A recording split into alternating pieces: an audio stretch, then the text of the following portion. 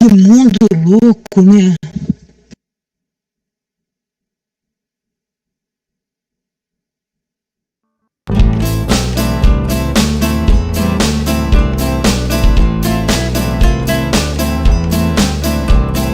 Tiempo nublado, canciones de marzo, no sé si el verano va a renacer.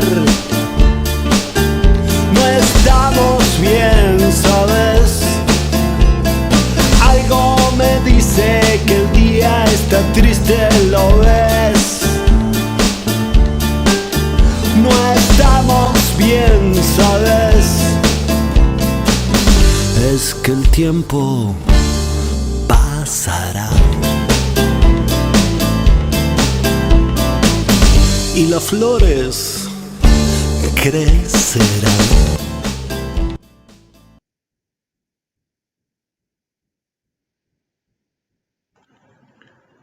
Muito boa tarde, estamos no ar. Este é o Tempo Nublado, programa semanal de conjuntura em tempos de pandemia. Eu não consigo respirar. Essa foi a frase respondida, dita muitas vezes por George Floyd, minutos antes dele ser assassinado por policiais brancos nos Estados Unidos, desencadeando uma onda de protestos que já tem 11 dias nos Estados Unidos e também em função das inúmeras violências de Estado que se repetem todos os dias aqui nas cidades brasileiras, tem motivado também uma série de protestos. Com essa frase do George Floyd e com os versos do meu amigo Drupa, em que ele diz: estou cansado de encarar tanta maldade, mas os filhos da dor crescerão, que nós começamos aqui o Tempo Nublado desta semana, que vai discutir os protestos antirracistas e antifascistas no Brasil. Também discutiremos no segundo bloco ataques a jornalistas e liberdade de imprensa, desinformação. Para a discussão sobre a questão das manifestações antirracistas, nós vamos ter a honra de novamente receber aqui a Mônica Cunha, fundadora do Movimento Moleque, uma grande parceira nossa, amiga de muitas lutas e uma das vozes que mais ecoou nos protestos que aconteceram no final de semana passado no Rio de Janeiro e no Brasil pela luta antirracista. A voz da Mônica, a Mônica sempre foi uma voz, mas as falas da Mônica e, sobretudo, o discurso muito emocionado e muito emocionante que ela fez durante a manifestação giraram o Brasil e o mundo e tocam demais no cerne das questões que a gente vai discutir. Então, a gente tem novamente a honra e a alegria de receber a Mônica Cunha para essa nossa discussão. No segundo bloco, para a discussão sobre a questão da desinformação, da liberdade de imprensa, ataques a jornalistas, toda a questão também do anti-intelectualismo, do desconhecimento, de uma cultura do desconhecimento da desinformação, nós vamos ter a participação da Renata Neder, que é geógrafa, pesquisadora do Centro de Estudos Segurança Pública e Cidadania, o SESEC, e também membro do pesquisadora do Comitê para a Proteção de Jornalistas. A Renata Neder é outra pessoa que é muito querida, com quem eu já divido muitas lutas e muitas questões e muitas discussões há muitos anos, e já ela vai estar aqui para o nosso debate. Hoje o programa, sobretudo por conta da pauta que nós colocamos aqui, ele vai ter um formato diferente. Nós não teremos o primeiro bloco dos nossos comentários, meu, de Andrés e de Lício, porque obviamente não faz sentido nós três homens brancos nos colocarmos aqui como porta-vozes e analistas dessa luta que é nossa, mas na qual nós não temos que sequestrar jamais o protagonismo. Então, por isso que nós fizemos o convite para a Mônica, para ela participar desse primeiro bloco, e ela, muito gentilmente, muito queridamente, aceitou estar aqui. Então, a gente não vai ter um primeiro bloco de comentários, propriamente dito, a gente vai ter já uma conversa direto com a Mônica. No final do primeiro bloco, o Andrés, a gente vai debater, César, o Andrés vai trazer algum comentário, alguma análise também das questões da semana, mas o nosso primeiro bloco vai ser diferente. A gente vai direto para a conversa com a Mônica, que é quem tem que falar e analisar e continuar sendo uma voz dessa questão. Depois a gente faz aquela nossa parte das charges da semana, que vai ser mais curta. A gente analisou que estava muito longo a questão das charges, e depois a gente vai ter a conversa com a Renata. A Renata, sobre a questão da imprensa. A Renata está convidada também para participar, ela não pôde estar desde o início do programa, mas ela está convidada para entrar a qualquer momento, então pode ser que um pouco antes desse segundo bloco, a Renata já consiga estar conosco, pode também até discutir um pouco com a gente as questões aqui do primeiro bloco.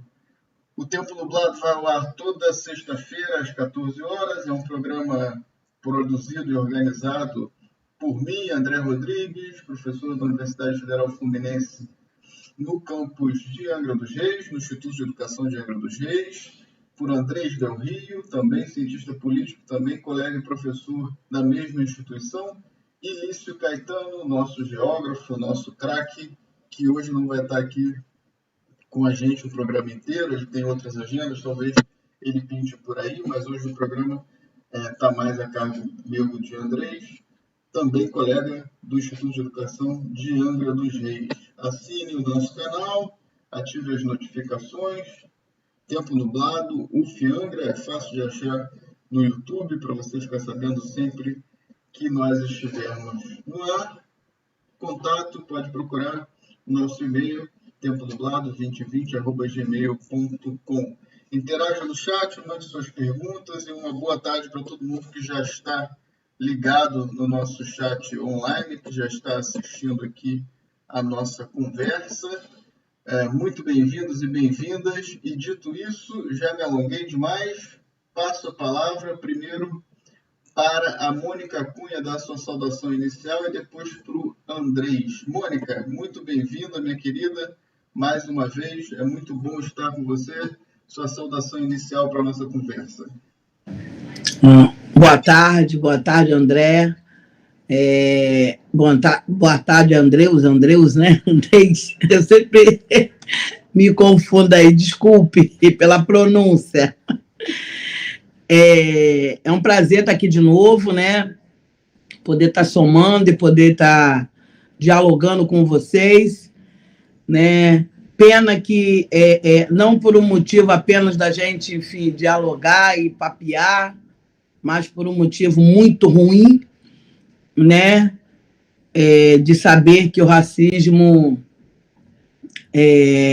enfim, matou mais um, né? Um nos Estados Unidos e, tristemente, diversos aqui no Brasil, né? Levando ontem a uma criança de 5 anos.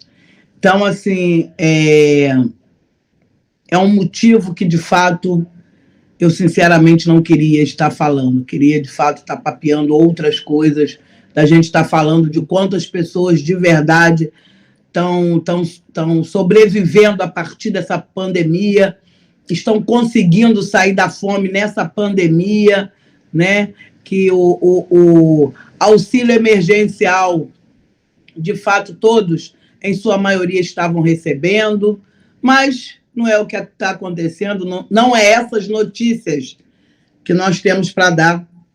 Então, eu mesmo assim agradeço a oportunidade de, mesmo não ser uma notícia na qual eu queria estar dando, mas é necessária a gente estar falando sobre ela para que outras pessoas, de fato, vejam que lugar é esse quando a gente fala todo dia de racismo, que não é mimimi. É isso, obrigada. Com certeza, Mônica. Muito obrigado. Nós que agradecemos demais. Andrei, sua saudação inicial para os nossos web espectadores.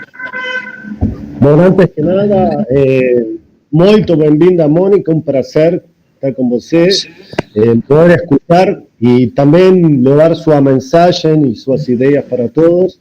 É muito importante compartilhar neste momento, na verdade, em todo momento. O racismo é estrutural e mortífero no Brasil, com alta eficácia de morte. Então, muitíssimo obrigado por estar com a gente, por ensinar a gente e também por poder trazer muitas ideias e formas de reflexionar sobre o que está acontecendo. Ontem foi um menino, mas toda semana foi um menino mais, não? Todas as semanas, na verdade, e de diferentes formas. O outro dia falaram sobre este menino que, na verdade, estava de costas, que foi um fuzilamento, na verdade, dentro da casa e o policial disparou por fora da casa, que saiu a perícia recentemente. Mas antes que nada, um prazer estar com você, André, muita saudade também. E um prazer poder estar com todos. Eu acho que o importante hoje é trazer uma série de discussões para pensar e também para poder aprender. Então, fica com você, André. Obrigado, Andrés. Mônica, eu queria começar a conversa contigo de um ponto que a gente tratou da outra vez que você esteve aqui, e diz muita coisa sobre esse contexto nosso, que a gente estava conversando, e, enfim, você falou que você tem várias comorbidades, várias questões que te colocam no grupo de risco do coronavírus, e aí, enfim, todo esse contexto, não é, que se abate sobre todos e sobre a população negra, fazem você ter que ir para a rua, ter que ir para a luta mesmo, né? Com todo o risco, com tudo isso que esse contexto da pandemia. Então, eu queria que você falasse para a gente como é que foi a manifestação semana passada. A gente viu a sua fala. Para mim, que não só te conheço da internet, te conheço pessoalmente em muitos espaços, teve um peso muito grande a parte em que você fala que você não aguenta mais chorar, né? A gente conhece a sua força, a sua luta, e eu imagino o quanto de dor, né, Mônica, tem acumulado nessa trajetória toda para uma pessoa com a sua força, com a sua fortaleza, ter que chamar a luta para a rua, ir para a rua, mesmo no meio de uma pandemia, e dizer que tudo isso tem que parar, que a população negra tem que viver, porque você não aguenta mais chorar. Eu queria que você contasse para a gente um pouco disso e falasse um pouco de como é que foi a manifestação semana passada. Sim, meu querido, com certeza. Como eu te falei, né, quer dizer, da outra vez que eu estive, eu sou grupo de risco, né, e não nasci grupo de risco, que tem muitas pessoas hoje, né, por conta dessa situação da pandemia, que não pode estar na rua nesse momento, em nenhum momento, né, não pode estar nesse momento de pandemia, nem rapidinho voltar, porque já nasceram hipertenso, né, diabetes, enfim, outras coisitas mais. Eu não nasci com nada disso, graças a Deus. Isso eu adquiri, né, ao longo dessa minha militância, ao longo desses meus 17 anos, né, que vamos agora aí para 18 esse ano, da brinco que o Movimento Moleque vai estar chegando aí a maioridade, né? Enfim, por conta de todas as violações que nesses 17 anos esse Estado causou em mim, né? Por conta do racismo. Então, assim, eu sou a prova viva do que o racismo, de fato, faz com a população negra e principalmente com uma mulher negra. Mas, mediante todo esse risco, mediante todo esse cuidado, né, que eu tenho tomado nesse momento também, né, estou com uma condição minimamente financeira para que eu possa ficar nessa quarentena, que a Organização Mundial da Saúde pede, manda, cientificamente, né, comprova isso, e tive que sair, né, de tudo isso que eu acabo de dizer para vocês, não sendo contraditória no que eu vinha falando nas minhas lives, né, para todo mundo, de fato, lavar as mãos com água e sabão e usar álcool em gel e fique em casa. Só que eu sempre falei, ficar em casa se você puder. E se você não puder, tome muito cuidado para ir para a rua. Eu nunca coloquei como imposição que todo mundo ficasse em casa, porque eu sei que estar com essa mínima de condição hoje para ficar em casa não significa que todas as outras mulheres negras, que toda essa população na qual eu pertenço, ela esteja em casa também. Né? Queria muito poder dizer que sim. Enfim, então, mas essas mortes todas, né, a gente não pode esquecer, eu tinha falado para você no dia que eu participei, desde das 13 pessoas assassinadas no Alemão. Aquela chacina absurda, né? Que, tristemente, a situação, André, é tão grave que você vê que as pessoas não lembram mais dessas 13. As pessoas ficaram indignadas, apavoradas naquela sexta-feira, no sábado, mas já passou, porque não dá tempo, né? Tristemente, já vieram outras, e diversas outras, né? Até culminar ontem no do Miguel, porque todos os dias, né? Enfim, mas quem continua, quem está de fato chorando, sofrendo, e não vai esquecer nunca mais, e não vai ter essa dor sanada nunca mais, são as mães, são as famílias, não só das 13 do Alemão, como a da Cidade de Deus, como a do Acari, como a do Chapadão, como a do Salgueiro, que é o menino João Pedro, e ontem, triste, e aí teve do Borel, e ontem o Miguel. Então, essas mães, que aí o que tem em comum em todas essas mortes, né, que todas são do sexo masculino, desde o menino de 5 até idades de 20, que devia ter entre aqueles 13 assassinados. No Alemão, devia ter 20 e pouco e tal, então é desde 5 até 20 e pouco. Né? A idade para se matar do sexo masculino. Preto, não importa. Isso não interessa.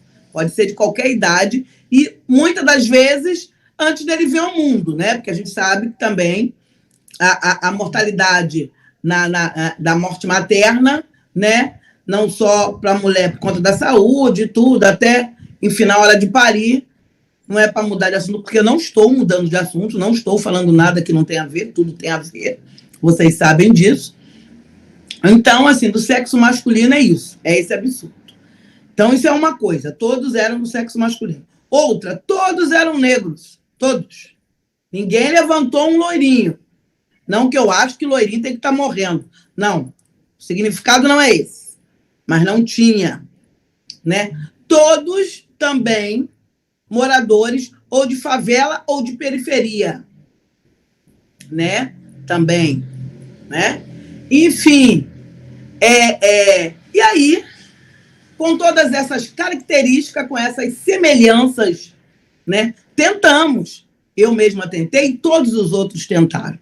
Não íamos para a rua, né? Tentamos fazer um ato virtual.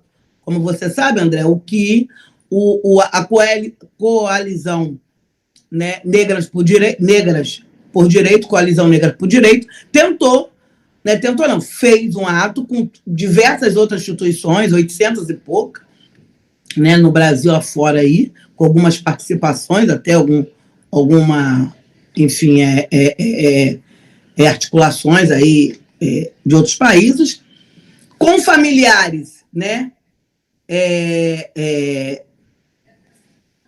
atuais, né, e com familiares, tristemente, né, mais antigos dessa dor como eu, né? Então, puxamos aquele ato com diversos militantes jovens de favela, mas, na sua maioria, todos negros, para poder sensibilizar e falar do momento que a gente estava vivendo, do momento que a gente está vivendo.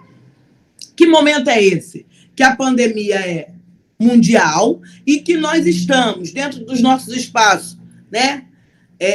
A todo momento tentando salvar a vida dos nossos. E aí eu coloco nós no sentido de ser uma mulher negra. Mas eu não estou aqui para pegar o protagonismo que, de fato, não é meu enquanto pessoa. É, sim, dessa meninada jovem, que todos os dias está lá lutando dentro da favela, dentro dos becos e viela, tentando salvar a vida dos seus familiares e de todas as pessoas ao redor por conta da pandemia. E tentando salvar a vida como? Que todos sabem, mas eu estou aqui para repetir. Trazendo alimentação, fazendo articulação para chegar à cesta básica, né? Tentando algum dinheiro, porque não é só a cesta básica que resolve. Tem um gás, tem um remédio, emprestando seus celulares para essas pessoas poderem fazer suas inscrições para estar recebendo o auxílio emergencial. Enfim, essa meninada dando vida à sua favela, né? Preocupada com o seu povo.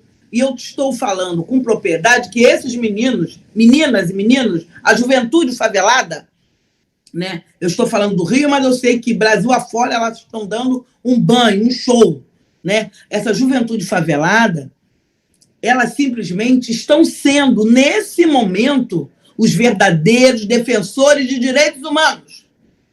Porque eles estão preocupados com todos os seres humanos, e principalmente os seres humanos que viram eles nascer, que estão acompanhando, que está lá todo dia, dia a dia com eles. Que nenhum dos nossos governantes estão preocupados. Nenhum. A gente está vendo aí os rombos. Né? O lá de cima, o Bolsonaro é isso. O que eu tenho a ver com isso? Eu não sou coveiro, problema é seu, não sei o quê, vou fazer churrasco. A fala é essa. Descendo mais um pouco, o governador está aí todo enrolado. Vocês estão vendo aí. Né? Tá aí. Deixou de se falar mais em pandemia no estado do Rio de Janeiro, porque está se falando aonde foi o rombo, aonde foi o desvio. Não se fala mais em pandemia, porque agora a preocupação é aonde foi o desvio. E aí eu volto a falar para vocês, nesse problema atual do governador aí, cadê o negro que está envolvido aí nesse ganho grande, nesse envolvimento grande? Mais uma vez, nesse roubo que prejudica uma nação, um Estado, essas pessoas. A gente não está vendo, não está sendo falado. Descendo mais um bocado tem o prefeito, que cadê os hospitais de campanha? Cadê a preocupação? Cadê os kits para as escolas? Quer dizer, está aí. Então, a gente não tem governantes preocupados num Estado com uma população que em 54% é a maioria desse país, preocupado com o povo. Então, quem está preocupado com o povo é o próprio povo. E que povo é esse? Povo preto. Que é o povo preto que está na mira da pandemia. Em que sentido? Todos podem ser infectados, porque o vírus está aí. Mas quem é que, de fato, vai ser infectado e vai conseguir sobreviver após o vírus? Então, essa é a preocupação, de você ser infectado e poder sair, ou de você nem chegar a ser infectado. Então, é o que esses meninos estão fazendo.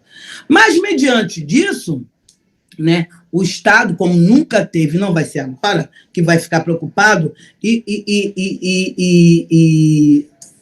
nos dar, né, nenhum subsídio para poder a continuidade das nossas vidas, a continuidade da nossa sobrevivência. Pelo contrário, há mais de 400 anos que ele só vem fazendo o quê? Né? Só vem fazendo com que nós deixássemos de existir, né? Cada vez mais contribuindo para que esse racismo, né, nos mate cada dia mais, nos encarcere cada dia mais. É isso que acontece. Como eu já falei para vocês da outra vez, que esses 130 anos de abolição, isso é um fake. Então, por tudo isso, por toda essa explanação que eu acabei de fazer para vocês, né? Então, a gente fez esse ato virtual achando que esse seria o entendimento, mas não resolveu. Na semana, o que acontece? Eles matam do alemão. O menino estava lá, acabou de ser pai, trabalhando no mototáxi. Porque tem que trabalhar. Precisa ficar em casa, mas quem é que vai levar o papá? Quem é que vai levar o pão? Acabou de ser pai, vai fazer como? Ele mata o rapaz. Então, gente, foi demais. Aí foi a gota d'água. Então, tivemos que ir para a rua. Tivemos que copiar o que está acontecendo nos Estados Unidos? Não, porque, tristemente, mata mais preto aqui do que lá. Né? Agora, atos também a gente está mais acostumado a fazer. Não estou dizendo que eles façam menos ou mais do que a gente, não é isso.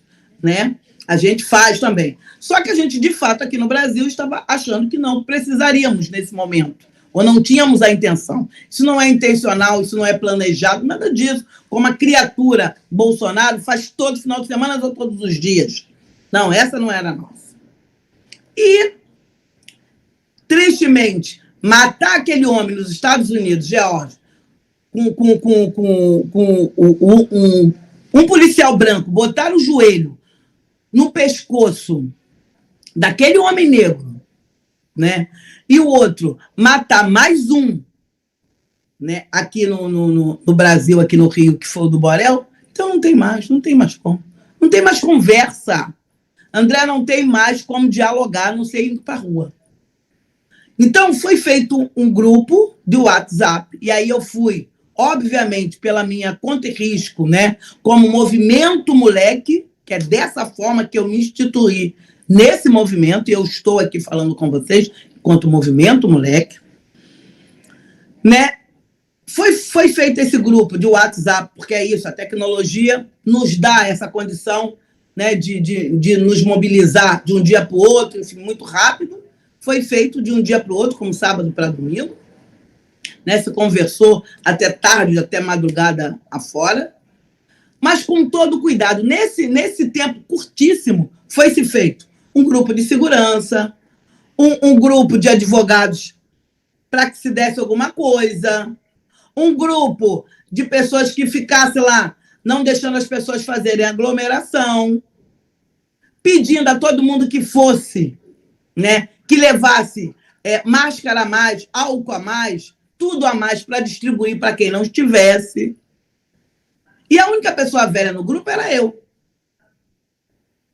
Entendeu? Quer dizer, e aí partimos para a rua. Mas partimos para a rua, pelo menos com 50% do que a Organização Mundial de Saúde pede. É óbvio. Ela não fala em momento nenhum para a gente ir para a rua e se aglomerar. É óbvio que não. E nem fizemos, obrigamos ninguém a estar num ato enorme. Eu mesmo, enquanto representante de familiares, eu não fui para o grupo falar para as mães virem. Que é isso, não era um ato no sentido de um momento comum, assim, no momento sem ser... a gente está numa pandemia. Então, é óbvio, também você está convocando, arriscando as pessoas a estar, em algum momento, arriscando as suas vidas. Mas quem foi pela sua conta e risco, sabendo. E sabia que tinha que ter minimamente um padrão para poder estar no ato. Então, o ato, e também é outro detalhe, o ato tinha hora de começar e hora de acabar. Não era um ato para ninguém andar, não tinha megafone, era simplesmente para a gente ir para a porta de quem é o representante do Estado e dizer a ele por que nós tínhamos ido para a rua. Porque nem em casa a gente estava em condições de ficar, já que ele estava mandando nos matar dentro das nossas próprias casas. Já que ele estava mandando tirar as nossas vidas, quando nós estamos fazendo o que a Organização Mundial da Saúde pede. Então, já que a gente não está nem com sossego de sobreviver dentro das casas, para onde é que a gente tem que ir? Temos que ir para a rua, para dar esse basta. Basta. E gritar, né? pelas vidas negras importa. Então, quando o André fala desse meu grito, né, que é isso, André, eu realmente também digo para você, eu estou surpreendida até hoje, assim, de toda essa popularidade, de toda essa visibilidade que isso tomou. Isso não foi programado, eu não falei, como você falou mesmo, você me conhece pessoalmente, longe de virtualmente, e você sabe muito bem que o que eu falei, assim, nesse momento, não foi uma coisa que eu pensei, falei de mim, porque é isso, é real, é uma fala minha pela dor, por estar, e naquele momento eu me vi ali, que não tinha outras mães, então eu tenho que estar falando o que de fato elas estão vivendo, o que nós estamos vivendo. A gente não aguenta mais. Ontem, quando eu liguei a televisão e vi esse menino de 5 anos, eu falei, não, aí tá de sacanagem. Tá de sacanagem. Vocês não estão falando sério, deve estar de brincadeira, cara. Quer dizer, é demais isso. O que aconteceu ontem com essa morte desse menino? A necropolítica ali, ó, visível, visível. Quando ela não está com um fuzil te botando para deitar na hora, ela te deixa morrer. Tá ali. Por favor, se não for isso, me digam. Se não for isso que eu consegui ler, se a minha leitura daquela situação está errada, por favor, me digam. Porque é isso que eu li ali. Mais uma mulher negra novíssima. É isso. Sabe qual é a idade dessas meninas que vão ter que ficar? Isso me dói, aquele grito foi para isso. Isso me dói, que vão ter que passar o resto da vida, ou o resto da vida é a forma de dizer, né? Sei lá quanto tempo. De repente vão ter menos tempo do que eu, porque eu quando entrei para ter essa dor eterna, quando o Estado, tristemente, me ocasionou, né, me botou nesse grupo aí de familiar de vítima, eu já tinha passado dos 40, já estava com 40 e pouco. Né? Então, estou aí, ó, empurrando a minha dor, convivendo com essa dor, até o dia que o Papai do Céu, meus orixás, me permitir. Agora, as meninas, 31, 32, o que é isso, cara? O que é isso? Sabe? Já fazendo mulheres novas, entendeu? Cheia de problemas. Engrossando, tristemente, esse grupo, que ano que vem, olha aí, vai ter mais de 30 mães negras de novo nesse grupo de vítima de violência. No mês de maio do ano que vem, quando a gente lembra a Semana Vítima, vai ter todas essas aí. Porque foi o que o Estado, na pandemia, né, vitimou. Isso não é mimimi, gente. Isso não é conversa fiada. A gente não está vivendo um mundo de sonho. Olha os números aí da pandemia. E ainda bem que a Defensoria Pública da União, né, com um grupo lá, que até o Silvio Almeida faz parte, né? Enfim, esqueci agora o nome do grupo, no qual ganharam para se fazer o recorte racial dentro dessa pandemia.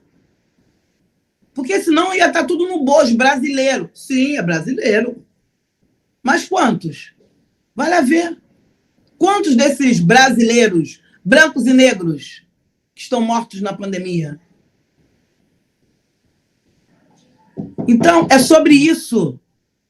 Gente, só um momentinho aqui, porque está batendo aqui na porta, só um momentinho. Fique à vontade, Mônica. A gente aguarda. Quem é? Meu pai amado. André, Senhor. enquanto... Desculpa. Aí. Porque eu estou aqui na sala de frente para a porta. Por favor. Não tem Enfim, problema. desculpa. Vamos lá. Entendeu? Então, assim, então é dessa situação absurda que a gente está falando, que a gente está vivendo nesse momento. Então, não teve outra alternativa, o André. Quando você fala, né, que você iniciou hoje a chamada do Tempo Nublado, falando, né, da respiração do George, aquele momento, que eu acho que foi 8 segundos, 8 minutos, não estou aqui, né? Desculpa, que ele gritou dizendo que não estava conseguindo respirar, não é só uma voz do George, é uma voz de todos os negros que não aguentam mais mundo afora. A gente está precisando respirar. O respirar significa viver. E em momento algum a gente está conseguindo isso. Na pandemia não tem respiratório, não tem respirador nos hospitais, né? Na favela tem um tiro no qual tira a nossa respiração. Sabe? Então, que momento? Onde a mulher foi fazer o trabalho doméstico, que nem era para ir fazer, porque estamos numa pandemia. Então, não era para ir fazer, porque a bonita não fez o trabalho doméstico, não. Mandou ela fazer. E, óbvio, nesse momento que ninguém está podendo ir trabalhar, o lugar, no mínimo, que ela deixava o menino, a escola, ou creche, devia estar fechado. E estava correto. Então, o que ela fez? Porque ela precisa ganhar um sustento. Ela tem um filho para sustentar. Levou o menino. E a criatura manda ela passear com o cachorro e deixa aquela situação acontecer. Ela não pegou o menino pelo braço e não jogou, não estou dizendo isso. Mas ela deixou. Ela deixou, ela se omitiu, ela deixou acontecer. Eu quero saber se fosse um filho de uma amiga branquinho que estivesse no elevador, ela não tinha puxado pelo braço. Mas era um menino negro. Então você não tem que puxar pelo braço, né, meu filho? Teimoso ele. Pelo amor de Deus. Tu vai deixar o menino morrer porque ele é teimoso? Que justificativa é essa? Entendeu? Então são essas situações absurdas, né? Ter os nossos corpos no chão, a justificativa, gente, é de um absurdo, André. É de um absurdo. Que não dá mais. Então foi por isso que eu coloquei aquilo. Nós não aguentamos mais. Não aguentamos mais morrer. E não aguentamos essas desculpas esfarrapada, absurda. Tudo comprova o que a gente está falando. E eles não querem acreditar, eles não querem fazer nada. Sabe? Então precisa do quê? Então ir para a rua, eu quero que as pessoas entendam, desculpe, porque isso me tira mesmo do sério, independente de eu estar na rua ou não, ou independente de eu estar frente a frente, fisicamente, ou numa tela de telefone, isso é um absurdo. Se matar da forma que está se matando é um absurdo. Fazer o que está fazendo com a gente é inadmissível. Tem que ter uma solução. Tem que ter. Não dá mais. Não dá. Acabou. A gente não vai ficar calado. Domingo agora tem outro? Tem outro, sim. Tem outro. Fazer o quê? Agora é muito engraçado. Todo mundo está criticando. A população negra de ir para a rua. Todo mundo vai morrer, vai infectar o pandemia. Sim, sabemos, todos sabemos. Agora ninguém estava falando coisíssima nenhuma, a não ser nós, quando aquela criatura chamada Bolsonaro faz aquela mobilização todo domingo, vai para a rua e leva centenas de gente. E não tem um mínimo. Eu não estou querendo me comparar a ele, não, porque Deus me livre, Deus me livre. Eu estou querendo dizer o seguinte, olha a justiça que é feita nesse país. Está aí, a todo momento ela se coloca. Como é que é? Como é que é o apartheid? Está aí. Só não vê quem não quer. Então, assim, não dá mais. Para nós, já deu. A gente não quer morrer. A gente não quer mais ficar nessa situação de submissão. A gente não vai ficar mais. Acabou.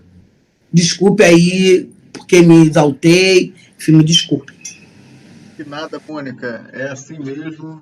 Não tem como não se exaltar. É isso mesmo. O tom é esse. Não tem como ser um tom mais brando, mais ameno do que esse. É tudo muito, muito revoltante. Muito. Não é? A gente vê isso acontecendo.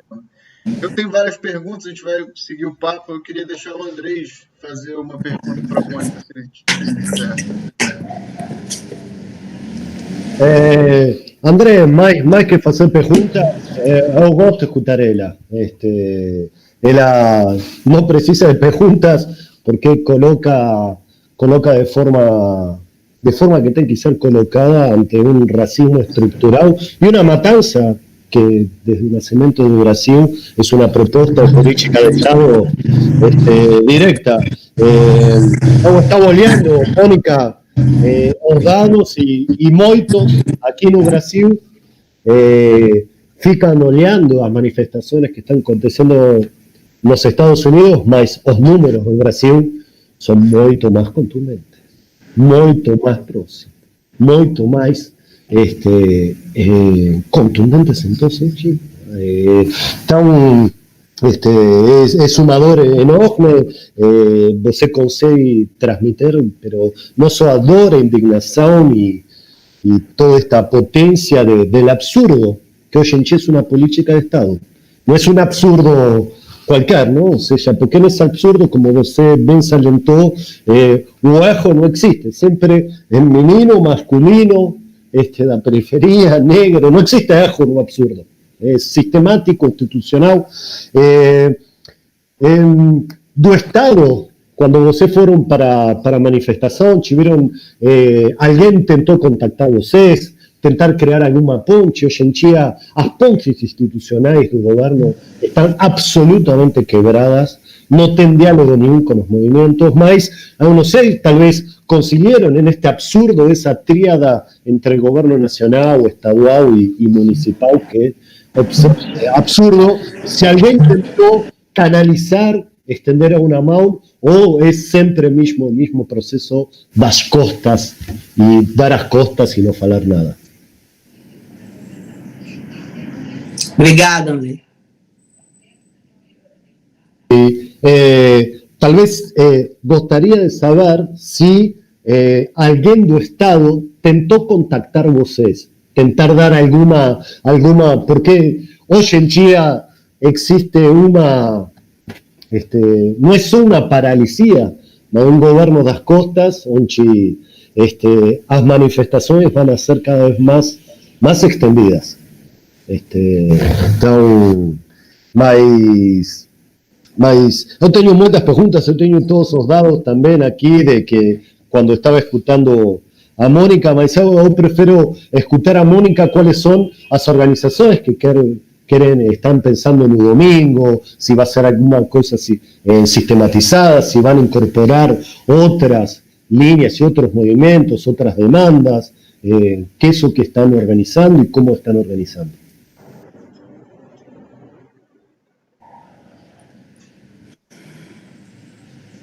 Mônica. Oi.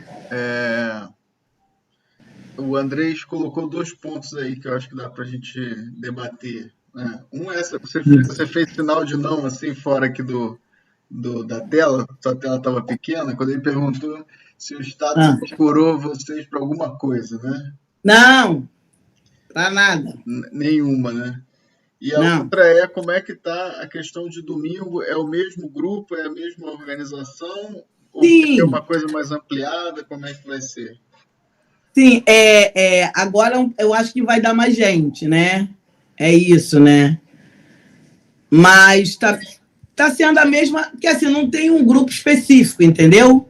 Não tem uma coisa pra gente falar, é o fulano, é o movimento moleque. Não, é todos. É todos. É um movimento amplo de diversos movimentos até, né? Em sua maioria, todos eles negros, né? Muito à frente a juventude, né? Porque é isso, mas a gente pegar, né? História, né? Vocês sabem que eu sempre faço essa coisa de estar puxando a história para a gente estar falando. Porque para a gente falar do hoje, a gente tem que lembrar do ontem, não tem como. Então, se a gente falar da história, né? Martin Luther King, Angela Davis, tudo começaram jovens, né? Enfim, antes de estarem com as idades que estão, né? Enfim, começaram jovens na militância. Isso está acontecendo, tristemente, eu percebo, também com as mães de vítima, né? Essa idade mais nova, né? Enfim, eu não comecei tão nova, assim, um pouco mais nova do que estou agora, mas não numa juventude. Mas hoje isso tem acontecido, né? No sentido de jogar essas mulheres numa militância ainda jovem, né? 30 anos, enfim. Então, essa juventude, mais uma vez, historicamente, negra, está puxando, e aí, quando eles puxam, eles também falam para nós que tem jeito, entendeu? Que vamos marchar, enfim, vamos botar nosso gás, a gente não quer morrer, só que a gente não quer ficar aqui sozinho, a gente quer ficar com vocês, Há de convir que o quilombo é negros de todas as idades, não é só a juventude, não vai ser só de idoso, não vai ser só de meia-idade, vai ser da população negra. Então, por conta disso, necessita de todos. E aí a gente, enfim, vai para a rua domingo, né? Dessa vez a gente vai se encontrar às 14h, né, na Estátua do Zumbi, né, marchando, não é caminhando, é marchando até a Igreja da Candelária. Há de convir que 2 pontos, 2 polos muito significantes, né? Estátua de Zumbi, né? Saindo de lá, a Candelária. O que é a Candelária? Candelária é onde foi assassinado aqueles 11 jovens e crianças, né? Adolescentes, enfim, há quase 30 anos atrás, que agora, julho, novamente, a gente não vai poder estar na rua, mas vai virtualmente se falar sobre o movimento Candelária, que há quase 30 anos fica aí tentando provar e comprovar que qualquer motivo, né, por qualquer coisa que aquelas crianças e adolescentes tenham feito, né, a forma que tiraram a vida deles é inconcebível, não pode. Então, assim, são movimentos que já existem, né? É isso, com essas histórias de assassinatos e, enfim, há muitos anos. É isso. Com certeza, Mônica. Eu espero ter respondido, André. Claro, claro. Com certeza, Mônica. Eu queria fazer um registro de que a gente chamou o Joel Luiz, que também esteve aqui. O Joel.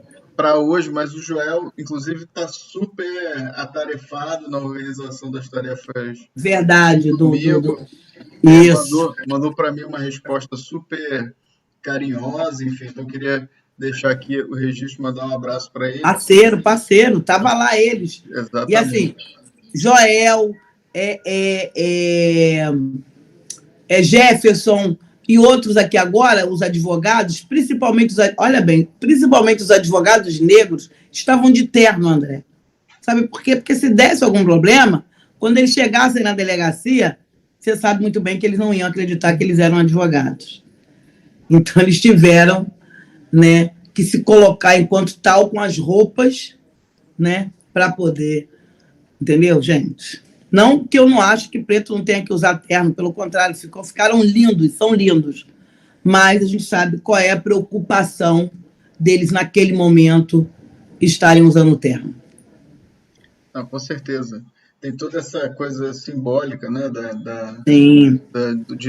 né, do lugar do negro, né, que esse racismo estrutural coloca. Eu queria fazer 2 comentários, Mônica, que também ouvi você sobre isso. Primeiro, tudo que você fala aí me deixa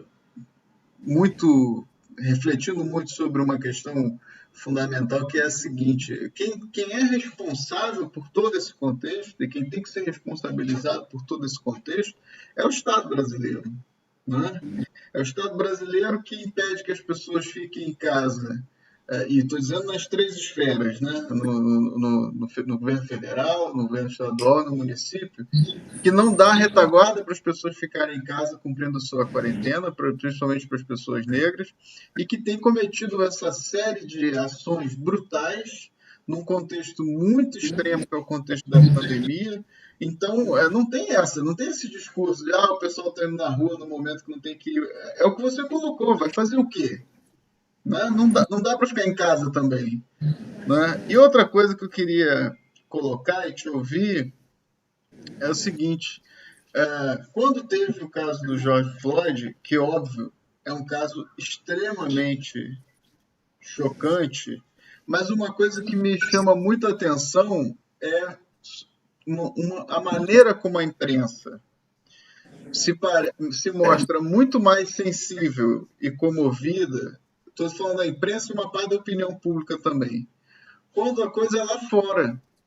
Porque eu estava aqui, a primeira coisa que eu pensei com essa comoção justa, né, em relação ao caso do George Floyd, uma das coisas que eu pensei de cara foi assim: faz poucas semanas foram 13 no Alemão. Foram 13. E o Jornal Nacional, a grande imprensa, não ficou fazendo essa cobertura tão extensa e tão intensa, né? Então eu queria que você comentasse um pouco também, mesmo para as pessoas que querem se aproximar da luta antirracista, que querem se sensibilizar, que estão sendo, talvez, movidas pela primeira vez, né, a pensar sobre isso, a partir do caso do George Floyd, também tem um pouco essa sensibilidade quando se trata dos nossos jovens negros aqui. Você não acha, Mônica? André, você está correto. Não sei bem se o povo vai gostar da minha resposta, mas, enfim, eu já passei também um pouquinho da idade de estar fazendo respostas apenas que agrada, né? A gente, quando faz 50 anos, e aí você pode até perguntar à sua mãe também, que a gente fica meio assim, sabe assim, 50 anos já deu, gente. Já deu para a gente estar tentando agradar tudo e todos, né? Enfim, o que acontece com aquela situação do George nos Estados Unidos? Quem era aquele homem? O que aquele homem representava? O homem do bem, André. O homem do bem. Trabalhador, né? Enfim. E aí teve a infelicidade, né, de ter alguém, outra pessoa, gravando aquela cena do homem do bem, um policial do mal, branco, botar o joelho no pescoço daquela pessoa e o matar ali, ó, para todo mundo ver. Foi ali, ao vivo e a cores ali. Aqui no Brasil, aonde é que se mata? Dentro das favelas. O George foi morto no meio da rua. Em via lá que todo mundo passa, ele estava saindo do trabalho. As mortes aqui são cometidas, em sua maioria, dentro das favelas. Dentro das favelas, a gente é conhecido como o quê? Todos são bandidos. Todos são marginais. Então, por que precisa se sensibilizar? Vamos ver onde é que foi essa morte lá no Brasil. Então, quando acontece alguma situação que para eles não é para mim, muito menos para quem eu represento, mas para essa mídia aí, né, como foi o caso do João Pedro, né, que eles rodaram 17 horas, arrumar alguma desculpa para poder bater com a história do bandido, mas não conseguiram. Aí tiveram que, de fato, né, assumir, né, não eles assumindo, mas, né, que eu digo a rede no sentido, o judiciário, todo mundo em volta, essa sociedade, tiveram que assumir que era um adolescente de 14 anos que estava dentro de casa, cumprindo o que a Organização Mundial da Saúde pede e manda, e realmente teve essas operações com diversas polícias, na qual ocasionou em 72 disparos lá na casa do garoto. Então, não tem por onde correr. Né? Então, temos que falar. Não dá para a gente jogar como bandido. Agora, os outros vai cair como bandido. Tudo na favela. E nele, por mais que tentaram, tem essas coisas desse site, né, do bairro, né, lá. Então, tá tendo lá no Salgueiro, lá o site, lá em São Gonçalo, que até a menina me mandou, que já estão processando, porque estão lá, fizeram lá, porque na tecnologia fazem tudo, você sabe disso. Então, botaram ele com arma, botaram ele fumando maconha, porque tem que descaracterizar, né? Porque aí tem que cair o bonzinho e cair o bandido, porque o bandido não precisa de justificativa. É bandido, pronto, acabou, tem direito de matar. É preto, o corpo é descartável. Só que se a gente colar no preto o bandido, fica mais fácil. A gente vai continuar no lugar que a gente sempre teve. Nesse patamar que nós podemos fazer. E eles não podem falar nada. Entendeu? Então, desculpe, André, que se não está de acordo as respostas, mas é assim que eu vejo. É assim que eu entendo.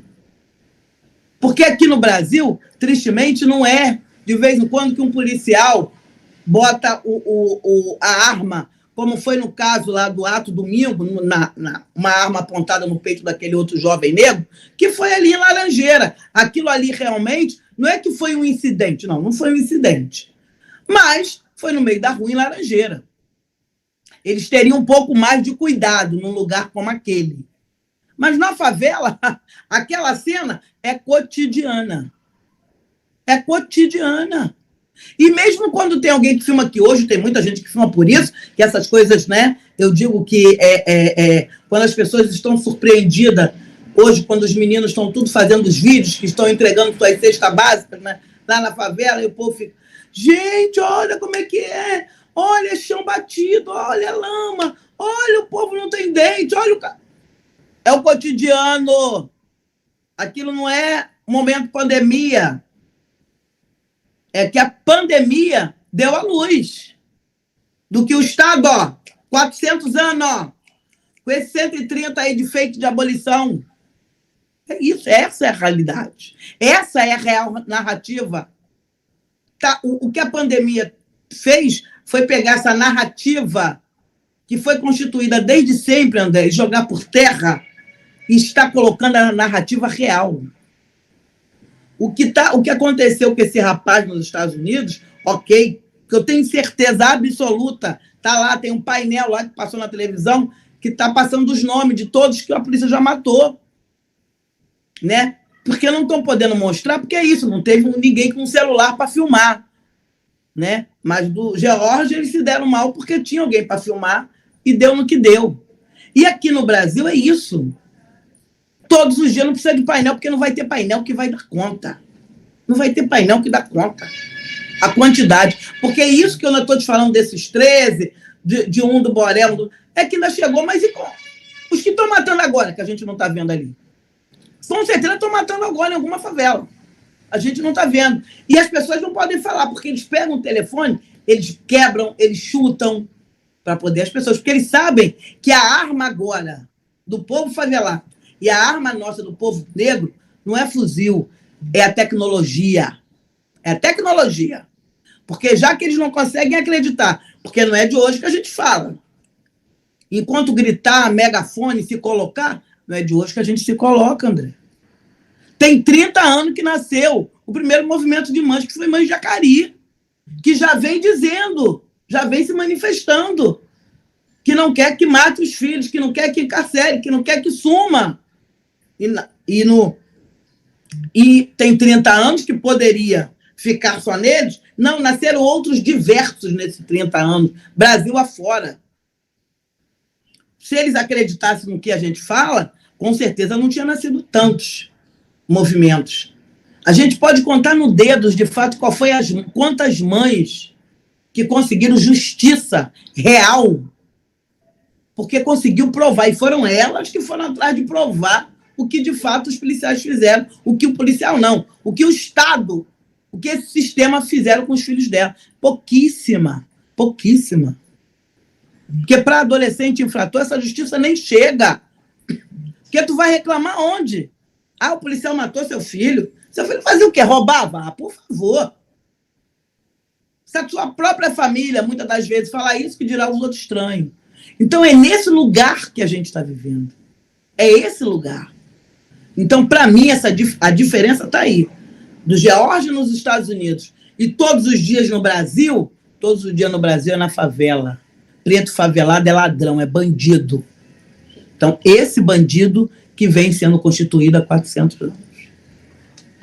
Com certeza, Mônica. Você falou de uma coisa muito frequente, que é essa tentativa sempre de criminalizar a vítima, né? Muito cruel essas imagens que saíram com o João, né? Desculpe, André, mas você sabe que eles tentaram fazer isso com a Marielle. Você sabe disso? Exatamente. Com a Marielle eles fizeram isso. Exatamente. Por quê? Porque é preta. Exatamente. Tentaram fazer com a Marielle, fizeram com o João, enfim. Isso acontece sempre, né? Essa coisa de normalizar a morte com essa ideia de que, não, é bandido, podia morrer. Então, é assim, esses 13 que morrem no Alemão morrem sobre essa categoria, debaixo dessa ideia genérica de que são bandidos, né? Isso faz parte dessa narrativa, dessa forma de poder, desse racismo estrutural. Quem já está aqui com a gente é a Renata Neder. Eu vi, Renatinha! Bem-vinda. Eu já convido a Renata também para a discussão. Quero que a Renata dê aí sua saudação inicial para quem está nos ouvindo. Mando um abração virtual aqui para minha querida, que eu estou com saudade. E, Renata, se você quiser colocar alguma questão para a Mônica e já faz sua saudação para o pessoal aí. Maravilha, super obrigada, Andrés, pelo convite. É uma honra estar aqui com pessoas tão maravilhosas e queridas. A Mônica Cunha, incrível, lutadora, enfim, que eu tenho, né, o privilégio, a oportunidade de conhecer e estar junto em vários momentos da luta, e é sempre maravilhoso te escutar e aprender com você, Mônica. André, querido, parceiro pesquisador aí, sempre trocando várias ideias, estou com muita saudade também. Andrés, ainda não tive a oportunidade de conhecer pessoalmente, mas um dia desses, quem sabe. Eu queria aproveitar e falar uma coisinha e passar a bola de volta para a Mônica, que a Mônica falou, né, são 30 anos das Mães Jacari, o primeiro movimento de mães que surgiu. Então, assim, a violência policial, os homicídios pela polícia, as execuções, elas são um fenômeno antigo e conhecido do público, conhecido da imprensa, conhecido dos pesquisadores e conhecido do Estado. O Estado não pode negar que não sabe o que a polícia faz, porque isso é documentado, denunciado há décadas, assim, é muito explícito. E vocês falaram do caso do João Pedro, né, recente, e saiu uma reportagem ontem do maravilhoso jornalista de segurança pública, Rafael Soares, mostrando que 2 desses policiais, na verdade, já estavam envolvidos com uma chacina em 2012, que é a chacina da favela do Rola, onde 5 pessoas foram mortas numa ação da CORE, que são as Forças Especiais da Polícia Civil. A gente costuma muito atribuir as mortes pela polícia à polícia militar, mas a polícia civil é extremamente violenta. É claro que ela faz menos operações ostensivas, mas a CORE é muito violenta, e nesse caso a impunidade é ainda mais flagrante, porque se a polícia civil não investiga os homicídios da polícia militar, que dirá os seus próprios homicídios, né?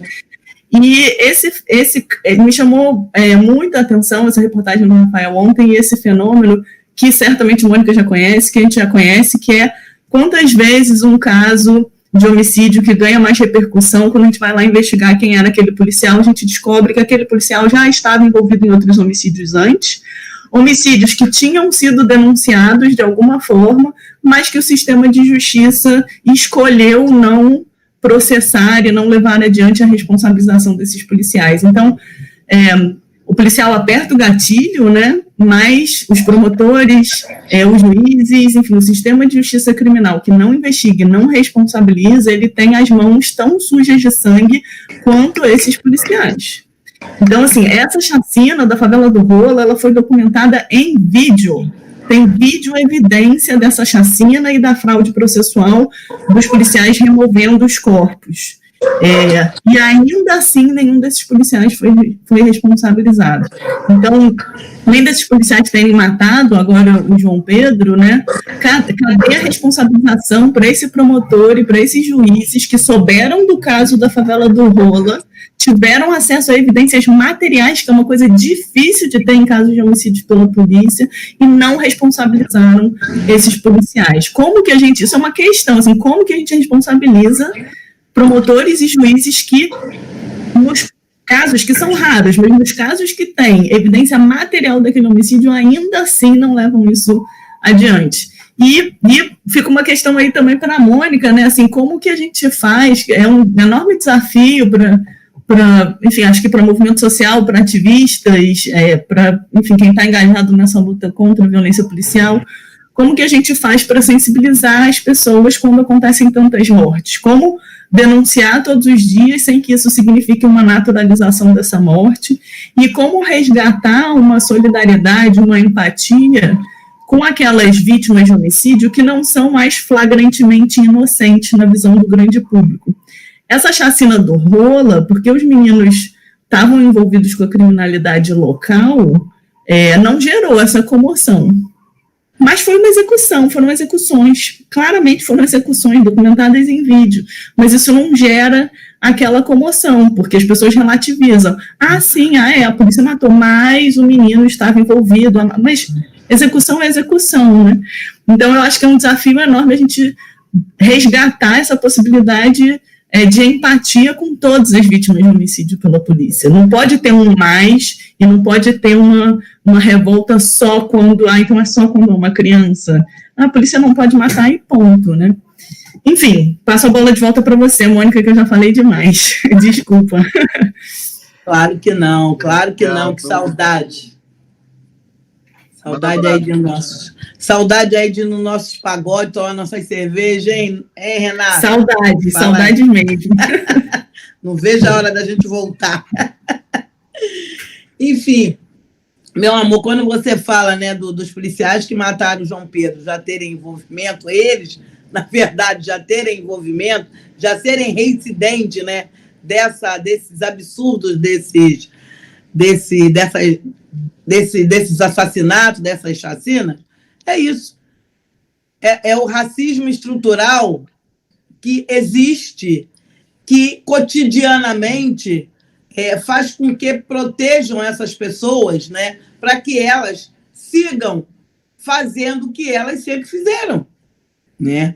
Isso aí é porque quando não se há a justiça na qual você colocou brilhantemente, porque quem é que está sentado de toga, quem é que está sentado atrás dessa cadeira, né, para julgar o que aquele policial branco do bem, ou pode ser até o policial negro, mas só que ele está dentro dessa estrutura, né, que ali coloca que é dessa forma que tem que agir, né, que é dessa forma que tem que fazer quando você entra nesses espaços. É desse jeito que tem que ser, né?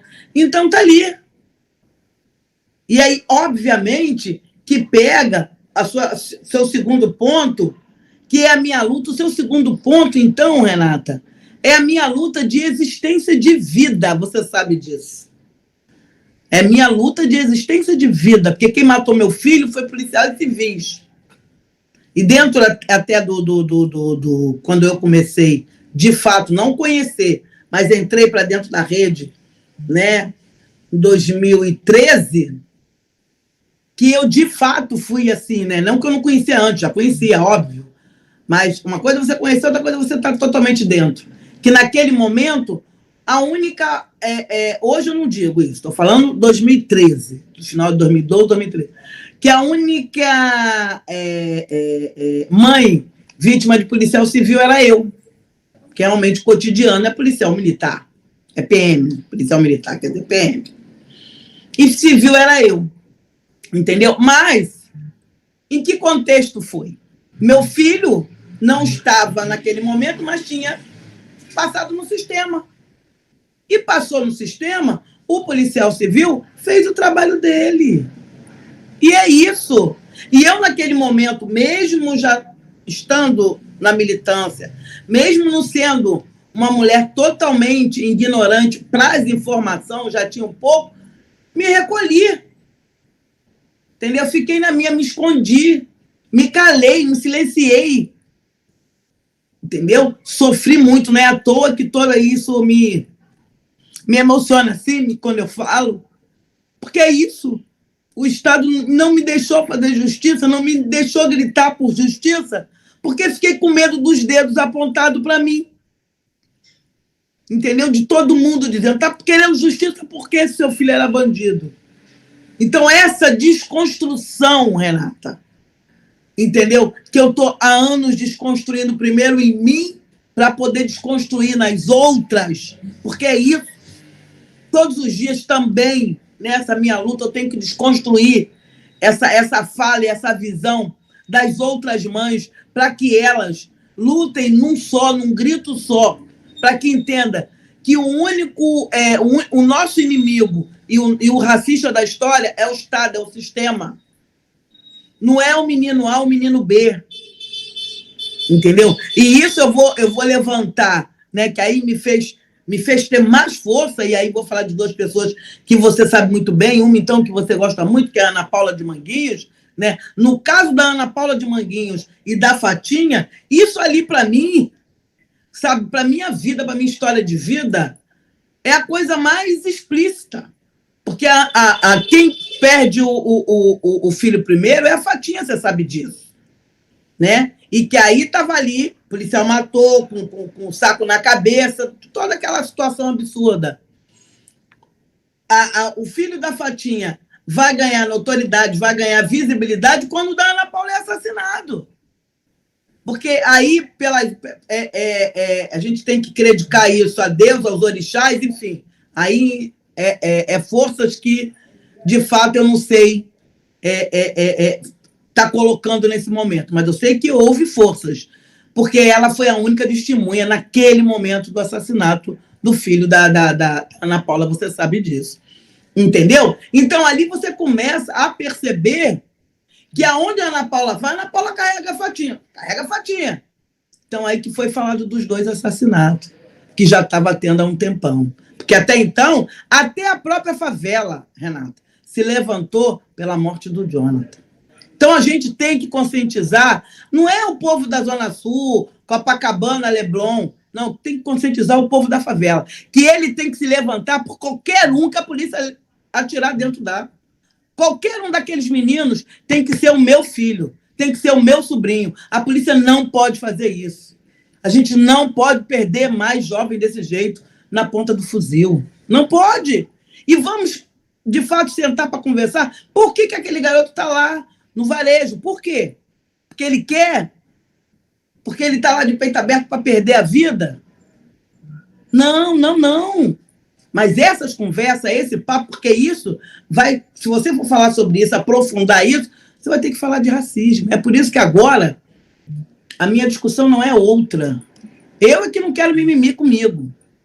Ou a gente senta para falar sobre racismo, ou a gente não fala sobre mimimi, porque aí é mimimi. Aí é conversa fiada. Porque tudo que leva a isso é o racismo, por conta a gente vive num estado, num país, que ele é racista desde sempre, estrutural, estruturante, no qual é cometido tudo isso. E não tem racismo leve, racismo pesado. Olha onde que aconteceu com o Miguel. O que foi aquilo? Sabe? Então, são todas essas situações. O Miguel não foi morto pela ponta do fuzil, o Miguel não foi, como eles não gostam, eles adoram essa fala e todo mundo compra. Bala perdida. Mas ele foi deixado morrer. Por um crime, porque não era, já tinha se colocado para as empregadas domésticas não ir trabalhar por conta da pandemia. E por que ela estava fazendo lá na casa da Bonita? Se a gente sabe que a primeira morte no Rio foi de uma empregada doméstica, porque quem trouxe a patroa passou para a empregada, quem foi que ficou no caixão? A empregada. Então, quando a pandemia já começa dessa forma, ela já deu o ponto para quem que ia ficar estirado no chão, quem é que ia ficar lotando os caixões. Enfim, espero que tenha respondido. Você sabe, né, como é que eu sou nessa coisa. Eu já estou assim, sabe, é 55 que já vou agora, nada. Mimimi, eu que digo que não estou aguentando mais mimimi. Não me venha fazer igual o personagem lá do outro com chorumelas, entendeu? Eu não aguento, é todo dia.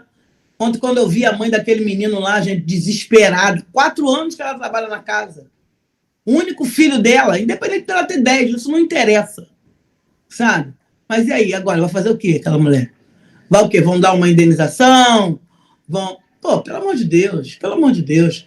Quer dizer, essas desculpas esfarrapadas, esses objetivos ridículos, sem significativo, sabe? E essas mulheres, aí eu tô vendo, não sei se você vai lembrar, da Janaína, do Manguinhos, a menina nova, nada. Uma menina, acabou, foi-se embora. A Vera da Mãe de Maio, a Mãe de Acari. Eu estou fazendo, não sei se você tem visto, né, uma live toda quarta-feira, Papo de Mãe. Essa semana, eu conversei com a mãe da Agatha, a Vanessa Félix. Cara, eu levantei a bola dela mesmo, você sabe que eu sou isso, né? Sou essa pessoa aqui. Então, chamei, porque aqui, uma menina com 33 anos, sabe, que ela tem todos os motivos para estar escondida debaixo da mesa e depois internada no hospital de manicômio de louca, que é louca. Que é assim que eles fazem com a gente também. Eles nos colocam em todo o sistema de privação de liberdade. Ela vai ficar louca porque mataram a única filha dela. Aí ela resolveu, porque daqui a pouco deve estar falando isso, quer dizer, resolveu né, pegar essa dor eterna, essa dor desesperada que ela sente, sabe? E tá indo aí para as redes sociais, nesse brinquedo aí, desse negócio aí, desse aplicativo TikTok, TokTik, sei lá que acha isso. Enfim, ela faz caras e bocas, tá rindo, tá... Gente, eu fui de fato homenageá-la porque ela consegue rir sabendo que a filha dela não vai existir nunca mais, sabe? Sabendo, ela tá levando a vida dela com menos choros e mais sorriso, sabe? Mesmo sabendo que essa dor é eterna. Porque não era assim que o Estado queria que ela levasse a vida dela. Então, assim, é dessa forma que ele está fazendo, né? Com todas essas mulheres, com todas nós, sabe? Por isso que eu sei que eu não tinha nem que ir pro ato, porque eu sou grupo de risco, mas eu não aguento ficar em casa. Tem que ir lá gritar, nem que for por 20 minutos, que é o tempo que eu fico, 30 minutos, porque eu não aguento, porque senão eu vou morrer aqui sufocada, sabe? Eu sei que eu não posso morrer agora, eu não quero morrer agora. Eu não vou deixar esse Estado me levar da forma que ele acha que tem que me levar. Não vou deixar. É isso, gente. Com certeza, Mônica. Eu vou passar para o chat. Eu queria só lembrar algumas questões aqui bem concretas dessa todo esse racismo estrutural que você está levantando. O caso da Ágata, os policiais não só mataram, como foram atrás do projétil para tentar estabelecer uma fraude processual que os impedisse de serem processados e condenados. Então tem uma questão muito profunda aí desse racismo, que não é só que o cara estava lá cumprindo ordens e de repente aconteceu um acidente, não é? Assim, existe um desprezo pela vida das pessoas negras que é realmente inadmissível. O caso da Maria Eduarda, que também foi um caso que teve uma repercussão bastante considerável, os policiais alegaram na delegacia que havia sido apreendido com a Maria Eduarda um radiocomunicador, por exemplo, e uma quantidade de dinheiro, querendo colocar a Maria Eduarda também como uma menina envolvida com o tráfico, né? Tem toda essa dinâmica de criminalização. Você tem toda a razão com o caso do Miguel. O caso do Miguel não pode passar batido nessa discussão mesmo, porque ele é muito significativo. A mãe do Miguel era para estar dispensada pela sua empregadora com seu salário mantido, porque a empregadora provavelmente também não está trabalhando, está cumprindo quarentena e tem toda a condição de dar conta do seu serviço doméstico, mas mesmo assim coloca a mãe do Miguel em risco, não a dispensando, e trata o menino da maneira como tratou, ocasionando a morte dele. Então, assim, são coisas muito que a gente já acompanha há muito tempo, há muitos anos. Assim, é sempre muito, muito bom ouvir sempre novamente a Mônica sobre isso, ainda mais agora, Mônica e Renata aqui juntas participando dessa conversa. Eu vou aqui para o chat rapidinho para a gente fazer uma última rodada, Mônica, e poder te liberar, não tomar muito mais o seu tempo. Se deixar, a gente vai ficar aqui direto contigo, te alugando essa tarde inteira, isso que você não tenha dúvida. Mas, enfim, pessoal aqui presente no chat, a Nascimento, sempre com a gente aqui, Ives Loboda, que também está sempre acompanhando, que eu falo que é a nossa camarada bolchevique, que fala diretamente da União Soviética para o Rio de Janeiro. Sandra Maria está na área, Leandro também, Sandra Helena. O Leandro diz que a Sandra Helena diz: Mônica, um prazer te ouvir, boa sacada do tempo nublado ter chamado a Mônica. O Leandro diz: lamentável em pleno século XXI termos ainda que conviver com crimes de racismo e demais intolerâncias, que sejam elas quais forem. A Alexandra diz: Mônica, está sim no protagonismo, pois é mãe preta. Essas vidas que são tiradas, a dor que mais sangra é das mães pretas, faveladas, periféricas, que enterram esses jovens corpos. Você dá voz a todas elas. Leandro diz: a sua indignação é nossa, esse grito também é nosso, tudo está entalado na garganta. O Lício hoje, que é o nosso outro painelista aqui, hoje está de web espectador, mandou uma saudação para todo mundo.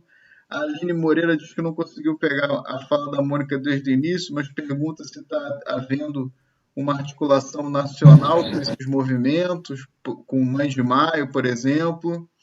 Daniel Yurrais diz: boa tarde, está difícil respirar mesmo, Mônica, sobre as manifestações previstas para o próximo fim de semana.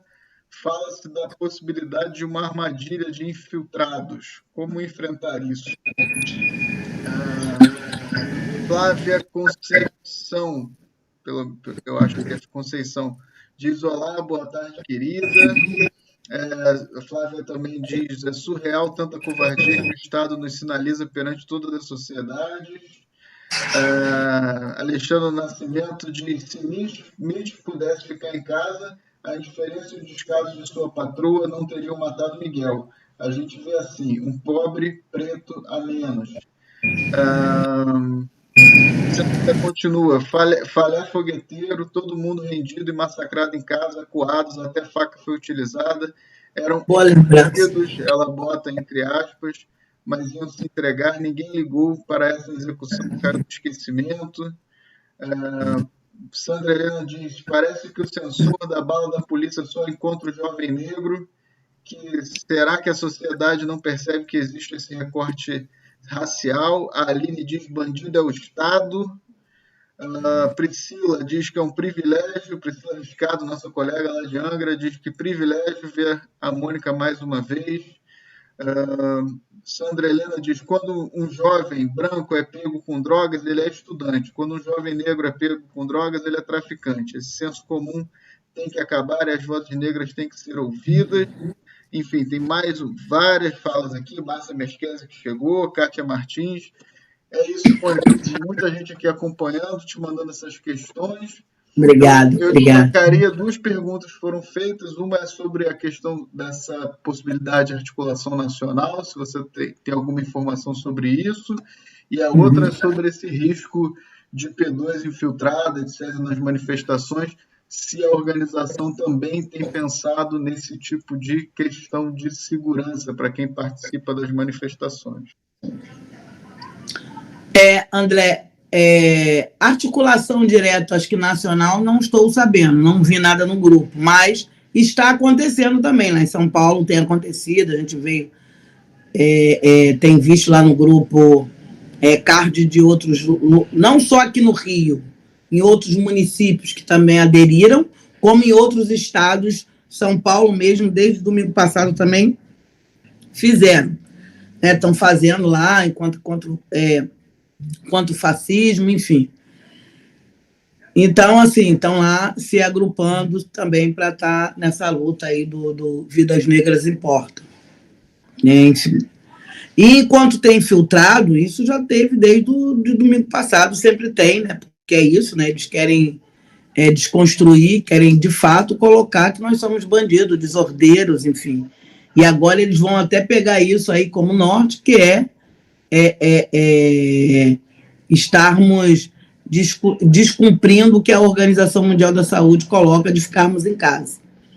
Mas é isso, a gente tem hora para começar, hora para terminar, tem diversos grupos, né, para estar, de fato, olhando e tomando conta, e enfim, né, e tentar fazer o que a gente programou a fazer, e não o que eles querem que a gente faça, né? Porque o que a gente diz que eles querem que a gente faça é cair nas provocações, né? Nas incitações que eles façam, e a gente está trabalhando muito isso para isso não acontecer, né? Deixar as nossas raivas, os nossos momentos de constrangimento lá, de não ter gostado alguma coisa do ato, para quando a gente chegar em casa. Grita sozinho, pula sozinho, mas no ato ser uma coisa de fato de luta, né? Focando que vidas negras importam. É isso. André, posso fazer uma perguntinha rápida para a Mônica? Claro, você pode tudo aqui, Renata. Também acho. Não, eu sei que a pergunta da espectadora foi sobre a articulação nacional para esse sábado, esse movimento, mas eu queria aproveitar e pedir para você contar um pouco, Mônica, sobre a articulação nacional que existe, e não é de hoje, já é de uns anos, das mães familiares vítimas do Estado, por encontros nacionais e também pelo desencarceramento, né? São duas lutas que andam juntas também, né? Porque o encarceramento também é uma forma de violência do Estado. E eu sei que existe uma super articulação nacional, que eu queria falar um pouco sobre isso. Não, com certeza. Boa lembrança, belíssimo. Essa rede nacional de familiares, isso já esse ano completa 5 anos. Nós iríamos até para o Ceará esse ano, que foi o estado que foi tirado ano passado, quando nós saímos de Goiânia. Mas não chegou a acontecer isso, por conta da pandemia. O que a gente conseguiu fazer foi algumas coisas na semana, né, para não passar, né, como não existente, né? Mas esse movimento de familiares de vítima a nível nacional, ele se deu, né, lá em São Paulo, puxado pelas Mães de Maio e pelas Mães do Rio, né? Enfim, esse encontro, né? Eu brinco muito que essa conversa meio que iniciou eu e Débora dentro de um bar lá em São Paulo, não esqueço nunca, né? Enfim, aí enfim, norteou para todos os outros movimentos, para todos os outros lugares. Então, o primeiro encontro foi em São Paulo, em 2016, né? E aí esse encontro de São Paulo, ele ocasionou de se fazer um projeto de lei no qual se institui a Semana Vítima de Violência, né? Que acontece todo mês de maio, de 12 a 19 de maio. E isso não é para fazer festa, e sim para relembrar e para não esquecer quanto aquele Estado mata, né? Quanto ele matou quando aconteceu os crimes de maio em 2006 e como ele vem matando até o ano, enfim, todo ano que é lembrado. Depois dali viemos para o Rio, né? Fizemos em 2017 no Rio. O Rio também conseguiu constituir o seu projeto de lei, virou lei, a Semana Vítima de Violência, né? Que também na mesma semana, de 12 de maio a 19 de maio, também com o mesmo objetivo. Aí fomos para Salvador, fomos para Goiânia, Brasília, que, enfim, Goiânia e Brasília foi no mesmo ano, e agora iríamos para o Ceará. Os outros ainda não viraram lei, ainda estão em processo, né, em negociação, porque a gente conseguiu, tanto aqui quanto em São Paulo, pelas comissões de direitos humanos das Assembleias Legislativas. Né? Aqui ainda foi o mandato do Marcelo Freixo, na época, 2017, e lá, enfim, eu não lembro o nome do deputado, mas também puxada lá em São Paulo. Enfim, nos outros estados ainda não conseguiu, né? Mas estão em processo para conseguir. E agora iríamos para o Ceará, como não fomos, mas a gente agendou para ver se em setembro vai pessoalmente, mas a gente não deixou a data ser esquecida. Fizemos diversas coisas virtualmente, podem até acompanhar lá na página, que está lá, 5º encontro dos familiares do Ceará, tem todas as fotos, tudo que a gente fez na semana, todas as lives. Fizemos live com todas as mães dos estados onde a gente passou, para dizer o que de fato conseguimos fazer, qual foi a atuação política que resultou em cada estado, né, a partir do momento que se juntou o movimento. Enfim, e isso gera hoje para a gente uma visibilidade muito grande, né? Não só a nível nacional, como a nível internacional. A partir daí também nasce um outro movimento, que é o Júlio Negro, que esse é, de fato, um movimento que ele é instituído só com outros militantes internacionais, né, diretamente, né, nível Brasil e outros países.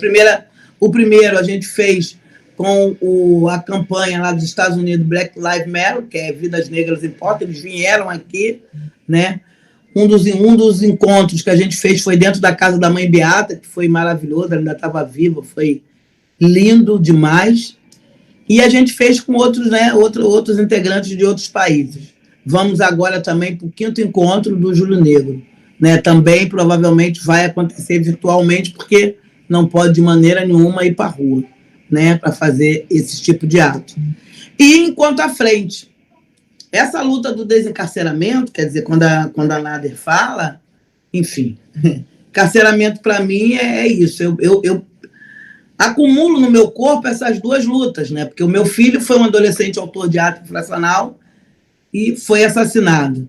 Quer dizer, as medidas socioeducativas deveriam ser medidas socioeducativas, mas a gente sabe que essas medidas, já falei e repito toda vez isso, porque isso é o meu norte, é a minha demanda de vida, não foi cumprida por conta do racismo que existe. Então, aqui no Rio existe a frente pelo desencarceramento. E essa frente ela tem a participação de diversos movimentos. Mas o que me encanta muito nessa frente é isso. A frente ela é composta, em sua maioria, pelos movimentos das pessoas que passaram nesse sistema.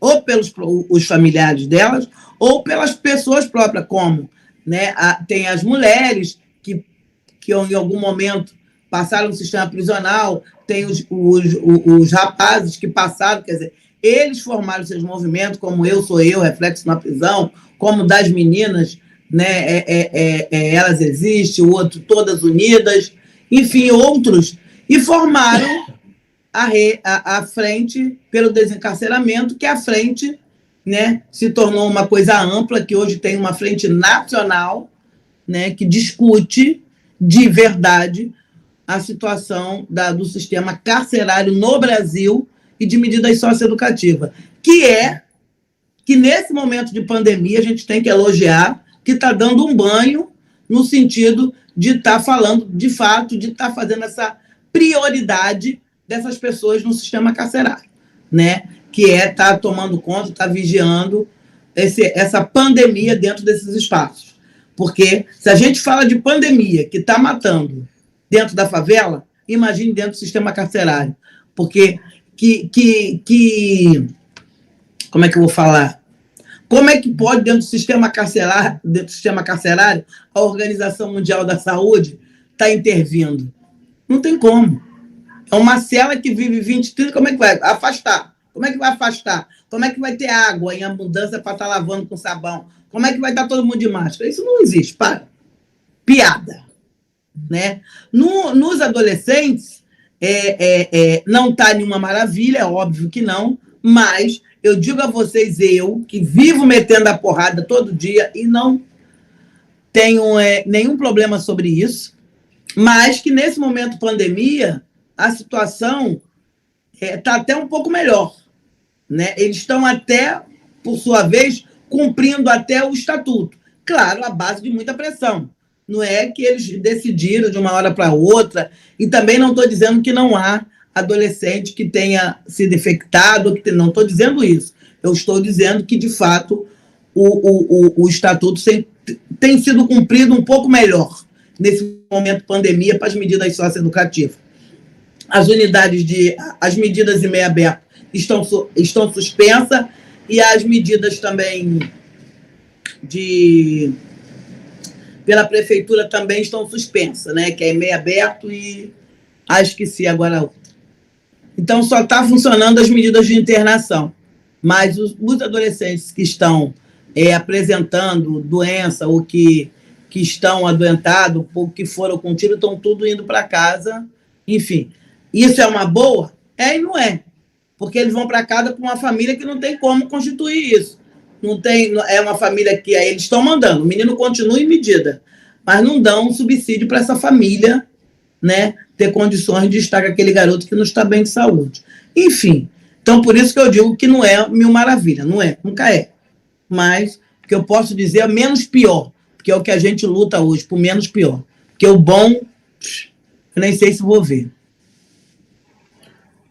Mônica, minha querida, eu só tenho muito a agradecer mais uma vez a sua participação, a sua disponibilidade para conversar com a gente sobre isso. Eu espero que essa luta avance e que algum dia a gente não precise mais, né, Mônica, fazer pesquisa sobre isso, falar sobre isso, fazer debate, que a gente possa, sei lá, fazer encontros para fazer o que você falou no início do programa, né? De bater papo, conversar, botar a conversa em dia.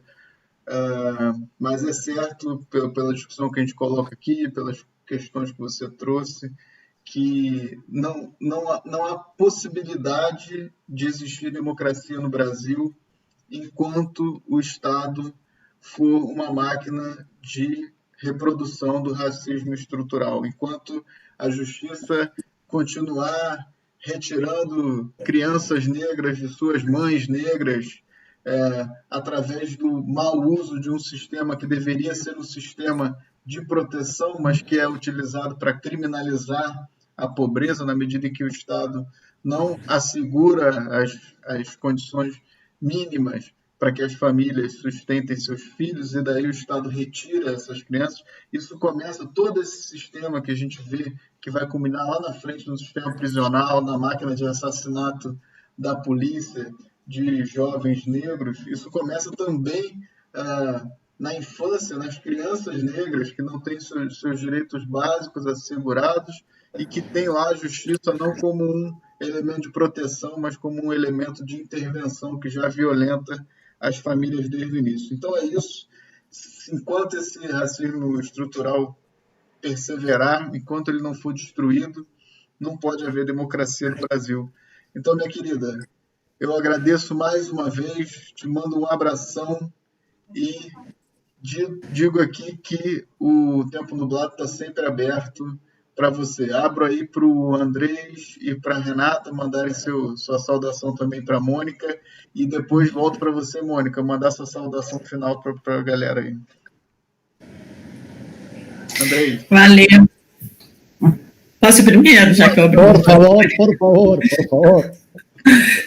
Então, bom, Mônica, foi incrível estar aqui junto com você e te ouvindo mais uma vez. Faço minhas as palavras do André, esperamos que essa luta seja vitoriosa. Ela será vitoriosa, esperamos que seja o mais rápido possível, porque já foram muitos séculos, né, de violência estatal, violência do Estado, enfim, e que a gente possa, no futuro, promover outros encontros sobre outros temas, encontros baseados só no afeto e não tendo que ser pela denúncia, embora a nossa luta seja permeada de afeto, né? Você traz muito afeto sempre para os debates, para a luta, para os encontros, enfim, mas a gente, seguimos juntos e juntas, e é isso aí. Mesmo separados pela pandemia, seguimos juntos e juntas, né? Um beijo enorme para você, querida, muitas saudades. Obrigada. Muchísimo obrigado, Mónica. Sempre es un aprendizado. Faço as palavras de os dois, de Renata e do André. Esperamos vocês muitíssimas outras vezes e muita sorte e força no Único. Muito obrigada, Andrés. Muito obrigada, Rê. Até breve aí nos nossos pagodes da vida. André, meu amor, muito obrigada. Até breve também, pessoalmente, aí, entendeu? Assim, e agradecer por todo esse carinho, por todo esse afeto e por todo esse respeito que vocês têm pela minha luta, pela minha dor, pela minha pessoa. Muito obrigada, porque isso é muito difícil ser conquistado. E eu fico muito feliz de ter conquistado, né? E é isso, amanhã a gente vai estar, sim, na luta, mas... na medida do possível, com todo cuidado, né, que a gente, enfim, vai fazer, e rapidamente a gente vai estar em casa novamente, e sigamos, gente, não tem outro jeito, a gente está afastado pela pandemia, né, mas muito junto pela tecnologia, né, e o afeto